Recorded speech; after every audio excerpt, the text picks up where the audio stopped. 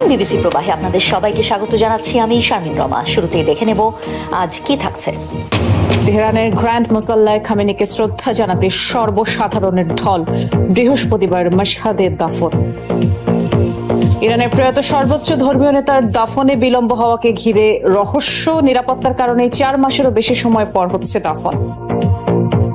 অভ্যুত্থানের 3 বছরে অর্থনীতিতে অবিশ্বাস্য সাফল্য শ্রীলঙ্কার, পেয়েছে উচ্চ মধ্যম আয়ের দেশের স্বীকৃতি। ইরানের প্রয়াত সর্বোচ্চ নেতা আয়াতুল্লাহ আলী খামেনিকে শেষ শ্রদ্ধা জানাতে মানুষের ঢল নেমেছে তেহরানে। শনিবার রাজধানীর গ্র্যান্ড মুসাল্লায় শুরু হয়েছে খামেনির চিরবিদায়ের মূল আনুষ্ঠানিকতা। 7 দিন ব্যাপী এই আয়োজনে অন্তত 100 দেশের প্রতিনিধিরা অংশ নিচ্ছে। ধারণা করা হচ্ছে পুরো আনুষ্ঠানিকতায় প্রায় 2 কোটি মানুষ অংশ নেবে। তেহরান, কোম এবং ইরাকের কারবালা ও নাজাফে জানাজা শেষে আগামী 9 জুলাই জন্মস্থান মাশহাদে দাফন করা হবে প্রয়াত ইরানি নেতাকে। তেহরান জুড়ে শোকের মাতম, প্রয়াত সর্বোচ্চ নেতাকে চিরবিদায় জানাতে লাখো মানুষের ঢল।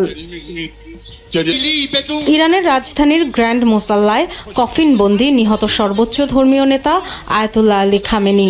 ক্ষমতা, প্রভাব কিংবা রাজনীতি সবকিছুই যেন থমকে আছে এখানে। কেবল একজন নেতার বিদায় নয়, একটি অধ্যায়ের অবসান। কালো পোশাকে প্রিয় নেতার প্রতি শ্রদ্ধা জানাতে এসেছে শোকাহত জনতা। হাতে কোরআন, দেশের পতাকা আর প্রিয় নেতার ছবি। অশ্রুসিক্ত চোখে শোকের মাতম যেমন আছে, প্রতিশোধের স্লোগানও শোনা গেছে অনেকের কণ্ঠে। বৃহস্পতিবার রাজধানীর ইমাম খোমেনি হোসেইনিয়াতে উন্মোচন করা হয় খামেনির কফিন। প্রথমবার প্রকাশ্যে আসে সর্বোচ্চ ধর্মীয় নেতা, তার পুত্রবধূ, 14 মাসের নাতনি, কন্যা ও জামাতার মরদেহ। গত 28 ফেব্রুয়ারি যুক্তরাষ্ট্র ও ইসরায়েলের যৌথ হামলায় যাদের মৃত্যু হয়েছে। নিহতদের প্রতি সম্মান জানান বিভিন্ন দেশ ও ধর্মের প্রতিনিধিরা। উপস্থিত ছিলেন ভারত, পাকিস্তান, ইন্দোনেশিয়া সহ 30 দেশের কয়েকটি দল। সপ্তাহব্যাপী চলবে আলী খামেনির শেষ বিদায়ের আনুষ্ঠানিকতা। 6 জুলাই তেহরানের প্রথম দফা জানাজার পর খামেনি সহ অন্যদের মরদেহ নেওয়া হবে পবিত্র কোম শহরে। সেখানে আরেক দফা জানাজার পর 8 জুলাই ইরাকে নেওয়া হবে মরদেহ। নাজাফ ও কারবালায় আরও 2 ধাপে হওয়ার কথা জানাজা। 9 জুলাই মাশহাদ শহরে ইমাম রেজার মাজারে সমাহিত করা হবে আয়াতুল্লাহ খামেনিকে। ধারণা করা হচ্ছে আনুমানিক 2 কোটি লোক সমাগম হতে পারে আয়াতুল্লাহ খামেনির জানাজায়। বাবার জানাজা ইরানের নতুন সর্বোচ্চ ধর্মীয় নেতা মুজতবা খামেনি থাকবেন কিনা তা নিয়ে জল্পনা কল্পনা চলছে।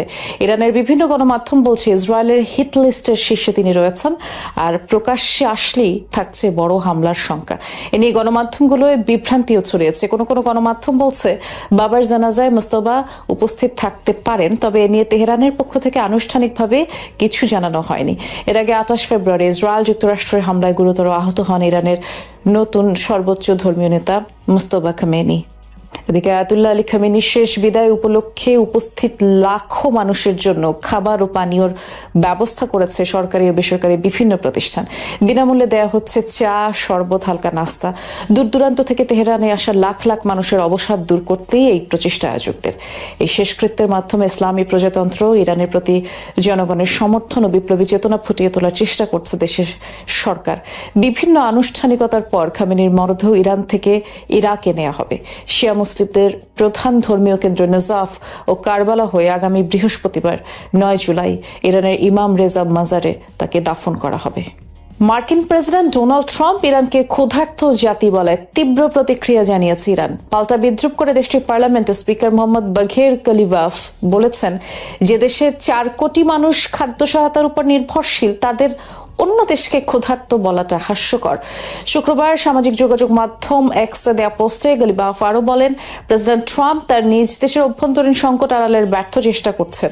যুক্তরাষ্ট্রের মানুষের অপুষ্টির হারের দিকে নজর দেওয়ারও পরামর্শ দেন তিনি। সম্প্রতি সিএনবিসিকে দেয়া এক সাক্ষাৎকারে প্রেসিডেন্ট ট্রাম্প দাবি করেন ইরানের অর্থনীতি ভেঙে পড়েছে। তেহরানের সাথে দ্বিপাক্ষিক চুক্তির মাধ্যমে খাদ্য রপ্তানির পরিকল্পনাও জানান। শিয়া রীতি অনুযায়ী মৃত্যুর 24 থেকে 48 ঘন্টার মধ্যে দাফন সম্পন্ন করা বাধ্যতামূলক। যুক্তরাষ্ট্র ইসরায়েলের যৌথ হামলায় নিহত আয়াতুল্লাহ আলী খামেনির সঙ্গেও এমনটাই হবে বলে প্রত্যাশা ছিল, কিন্তু একে একে 4 মাসেরও বেশি সময় পার হলো।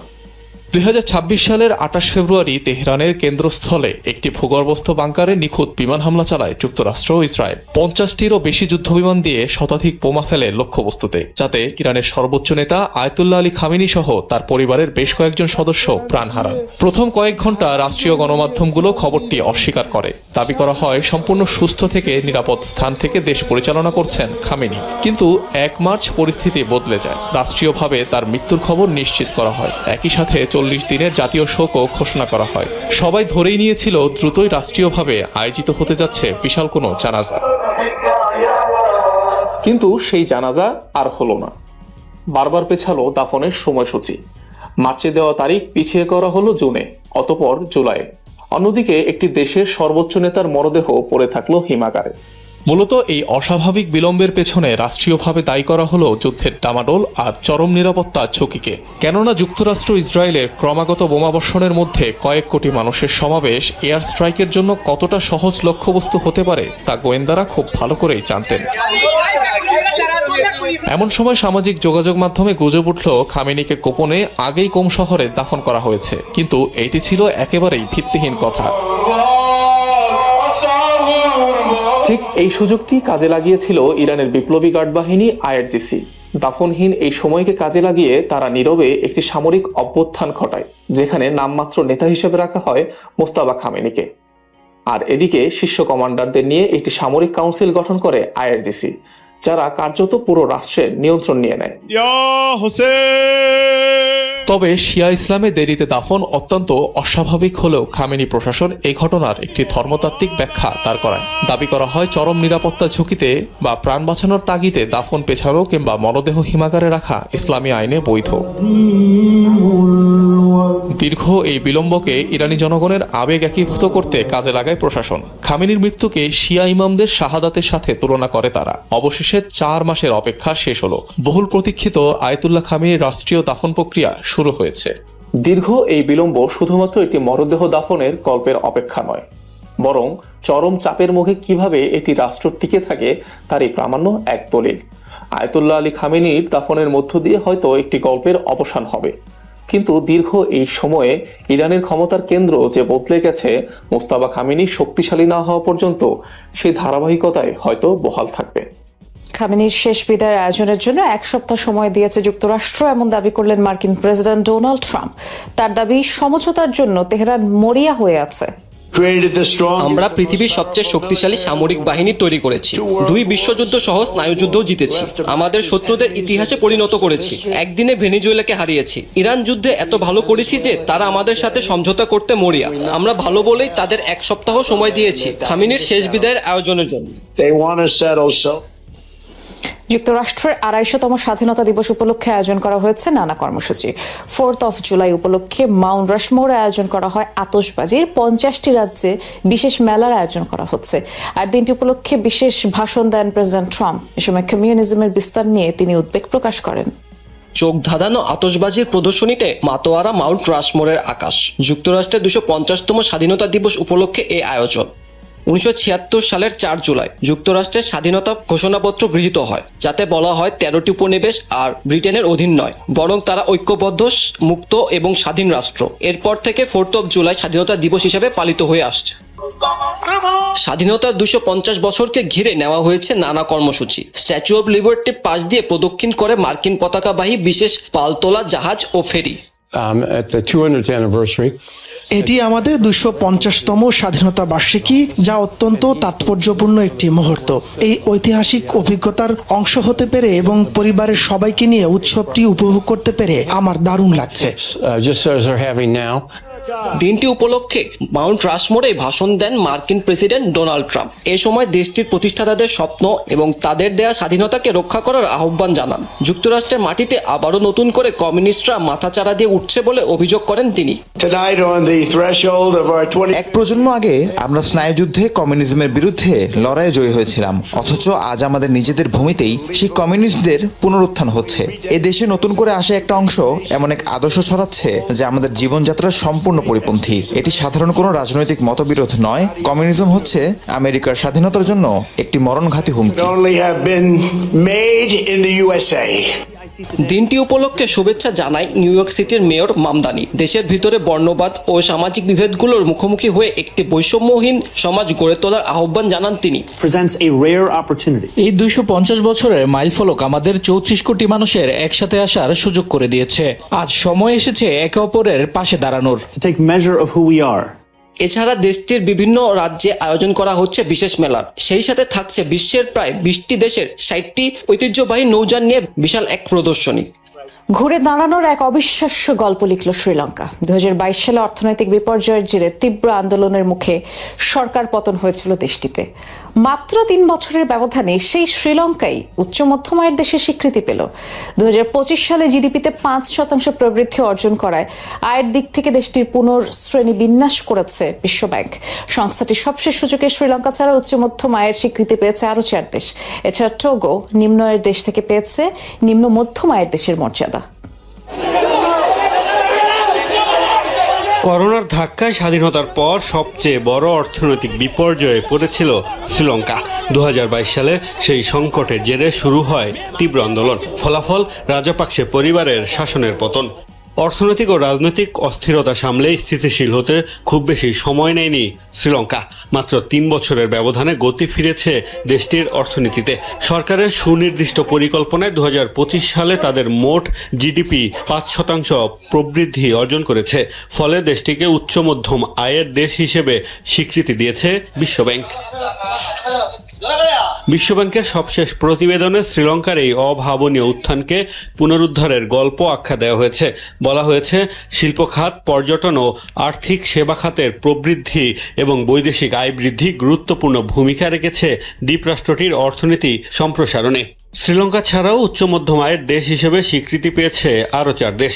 এর মধ্যে গত বছর ভিয়েতনামের রফতানি বেড়েছে 15%, যার জেরে জিডিপি প্রবৃদ্ধি অর্জন করেছে 8%। বাকি 3টি হলো জর্ডান, ফিলিপাইন ও মাইক্রোনেশিয়া। এছাড়া নিম্ন আয়ের দেশ থেকে নিম্ন মধ্যম আয়ের দেশ হয়েছে টোগো। মূলত মাথাপিছু মোট জাতীয় আয়ের উপর ভিত্তি করে 4টি শ্রেণীতে বিভিন্ন দেশকে ভাগ করে বিশ্বব্যাংক।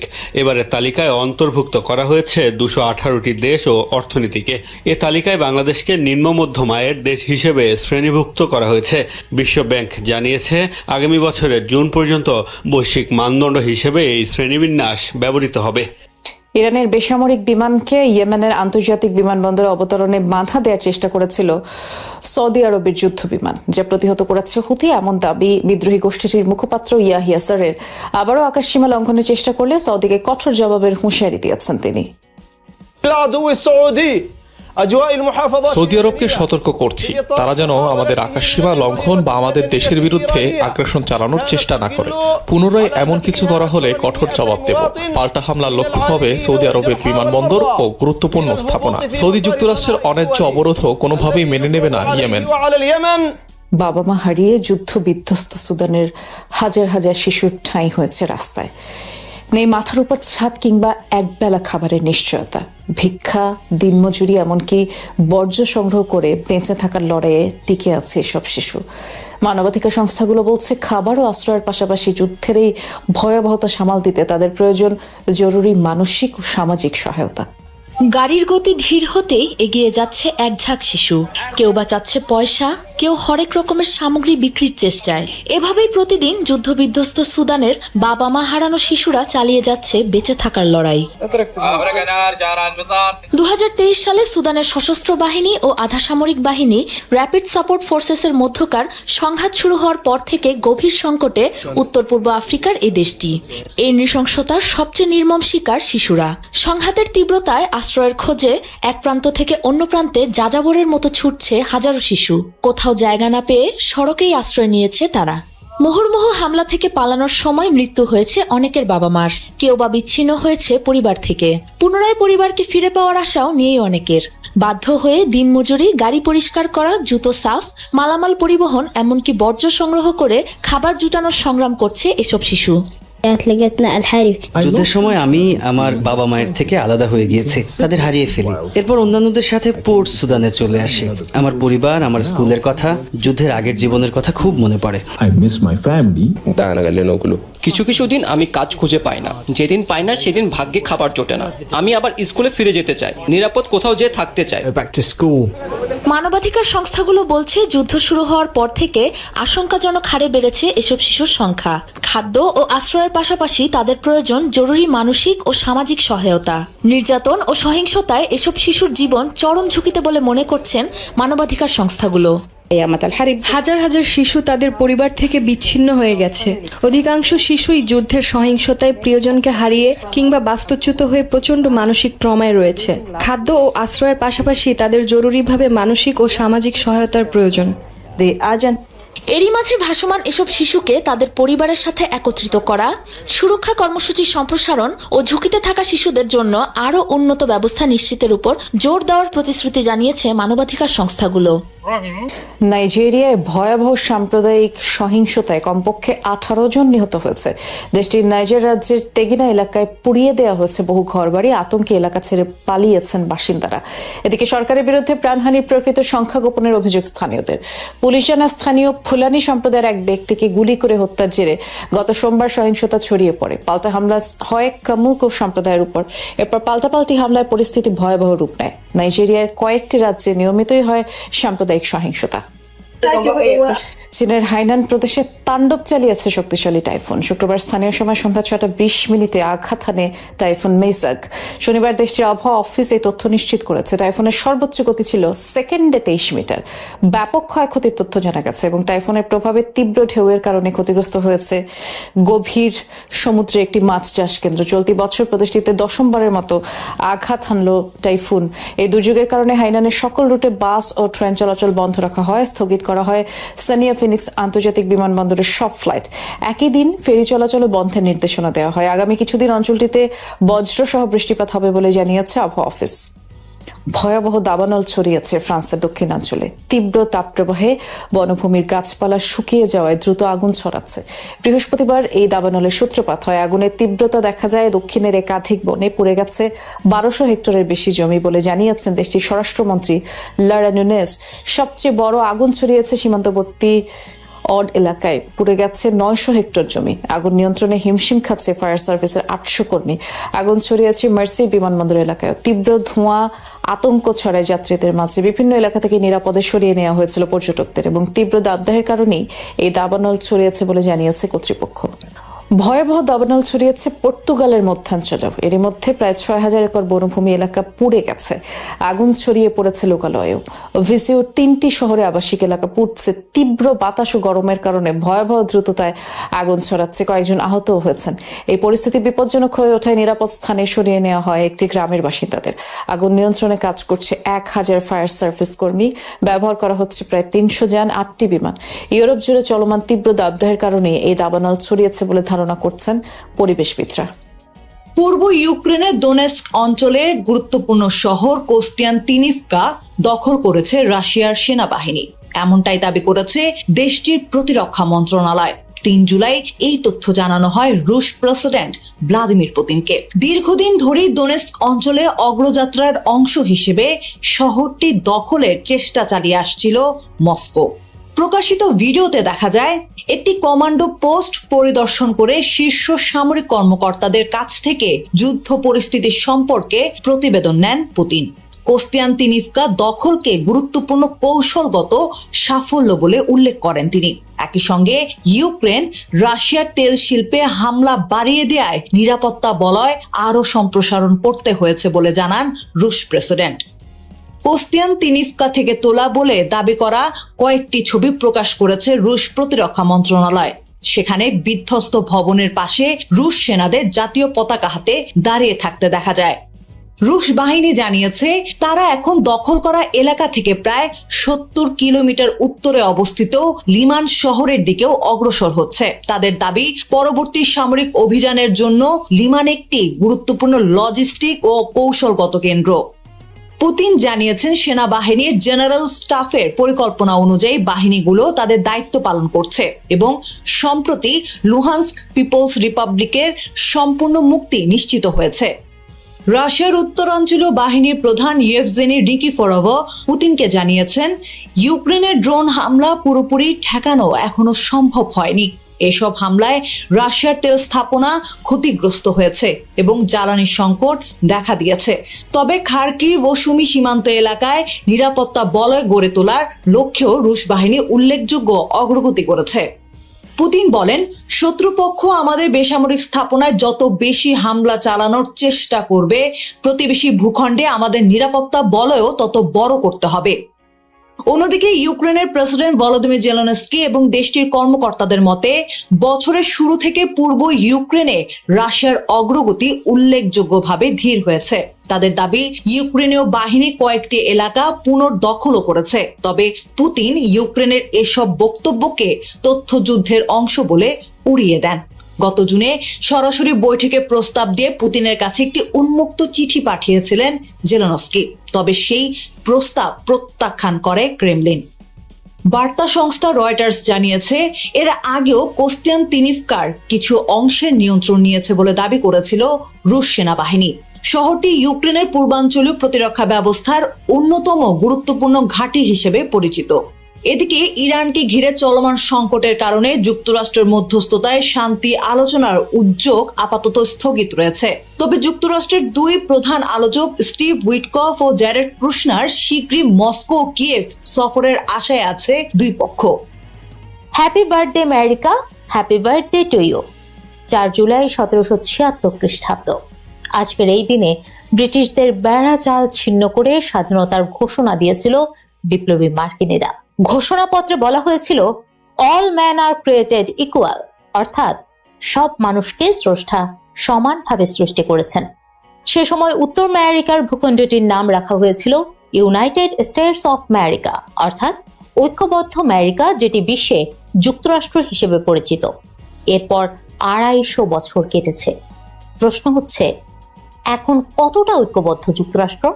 দেশটির 47তম প্রেসিডেন্ট ডোনাল্ড ট্রাম্প কতটা ঐক্যবদ্ধ করতে পেরেছেন মার্কিনীদের? নাকি দলের এজেন্ডা বাস্তবায়ন করতে গিয়ে তার হৃদয় থেকে আমেরিকার স্বাধীনতার চেতনা ধুয়ে মুছে গেছে? স্বাধীনতার 250 বছর পূর্তির এই দিনেও দেশটির মানুষ আগের যে কোনো সময়ের তুলনায় রাজনৈতিকভাবে অনেক বিভক্ত। আতশবাজি, কুচকাওয়াজ আর লাল সাদা নীল পতাকার উৎসবের আড়ালে স্পষ্ট হয়ে উঠছে এক গভীর বিভাজন। পেনসিলভানিয়ার ডলসটাউনের বাসিন্দা 63 বছর বয়সী অবসরপ্রাপ্ত শিক্ষক বেরসি হাসিন ছোটবেলার স্মৃতিচিহ্ন হিসেবে এখনো 1976 সালে যুক্তরাষ্ট্রের 200 বার্ষিকীর বিভিন্ন স্মারক যত্ন করে রেখে দিয়েছেন তিনি। কিন্তু এবার স্বাধীনতা দিবস উদযাপন করবেন না। তার ভাষায়, দেশ কোথায় যাচ্ছে তা নিয়ে যারা উচ্ছ্বসিত তাদের সঙ্গে একই উৎসবে থাকতে চায় না। ডলসটাউনের কলেজ শিক্ষক ও সাবেক স্কুল বোর্ড সদস্য ট্যাবিথা ডেল অ্যাঞ্জেলাও এবার স্বাধীনতা দিবস উদযাপন করবেন না। তিনি বলেছেন, আমি আমার দেশকে ভালোবাসি, আমি একজন গর্বিত আমেরিকান, কিন্তু এবারের আয়োজন আমার কাছে আমেরিকার উদযাপন নয়, বরং ট্রাম্পের উদযাপন বলে মনে হচ্ছে। স্বাধীনতার ঘোষণা 250 বছর পূর্তি উপলক্ষে পুরো যুক্তরাষ্ট্র জুড়ে নানা আয়োজন চলছে, কিন্তু এবারের আয়োজনের শুরু থেকেই বিতর্ক রয়েছে, কারণ ট্রাম্প নিজেই এই উদযাপনের কেন্দ্রীয় মুখ হয়ে উঠেছেন। হোয়াইট হাউস গত বছর ফ্রিডম 250 নামে নতুন একটি উদ্যোগ চালু করে। ওয়াশিংটনে 2 সপ্তাহ ব্যাপী গ্রেট আমেরিকান স্টেট ফেয়ার আয়োজন করা হয়েছে, যেখানে ট্রাম্প নিজেই নির্বাচনী জনসভার মতো সমাবেশ করেছেন এবং 4 জুলাইও ভাষণ দেওয়ার কথা রয়েছে। এ নিয়ে সমালোচকরা বলছেন, জাতীয় উৎসবকে রাজনৈতিক কর্মসূচিতে পরিণত করা হচ্ছে, ফলে ডেমোক্রেট নিয়ন্ত্রিত কয়েকটি অঙ্গরাজ্য এবং কয়েকজন জনপ্রিয় শিল্পী এই অনুষ্ঠানে অংশ নিতেও অস্বীকৃতি জানিয়েছে। রয়টার্স ইপসোসের এক জরিপে দেখা গেছে, প্রতি 5 জন আমেরিকানের একজন এবার স্বাধীনতা দিবস উদযাপন করবেন না। ডেমোক্রেটদের মধ্যে এ হার প্রায় 25%, রিপাবলিকানদের মধ্যে 8% আর প্রায় 40% আমেরিকান বিশ্বাস করে না যে যুক্তরাষ্ট্র আরো 250 বছর টিকে থাকবে। ইয়েল বিশ্ববিদ্যালয়ের ইতিহাসবিদ বেভারলি গেজ বলেন, উদযাপনের ধারণাটাই এখন রাজনৈতিক ও দলীয় হয়ে গেছে। সবচেয়ে উদ্বেগের বিষয় হলো, হতাশা এখন অনেক বেশি বিস্তৃত। তার মতে, বর্তমান সময়ে মানুষের ভবিষ্যৎ নিয়ে হতাশা আগের যে কোনো সময়ের তুলনায় বেশি স্পষ্ট। সবাই যে হতাশ তা নয়। ট্রাম্প সমর্থক ব্যবসায়ী জিম ওয়ার্থিটনের মতে, এটি 250 বছরের ইতিহাস উদযাপন, বিশ্বের ইতিহাসে সবচেয়ে সফল রাজনৈতিক পরীক্ষার উদযাপন। প্রেসিডেন্ট যেই হোক না কেন, এটি উদযাপন করতেই হবে। দল বড় নাকি দেশ বড়, রিপাবলিকান ডেমোক্রেটদের দ্বন্দ্বের মুখে আমেরিকানদের জন্য এই প্রশ্ন এখন খুবই প্রাসঙ্গিক। দলমতের ঊর্ধ্বে উঠে এবার দেশের তরে নিজেদের ঐক্যবদ্ধ করতে পারবে কিনা তাই দেখার বিষয়। সবাইকে শুভকামনা জানিয়ে আমি শারমিন রমাজ এখানে বিদায় নিচ্ছি। ভালো থাকবেন।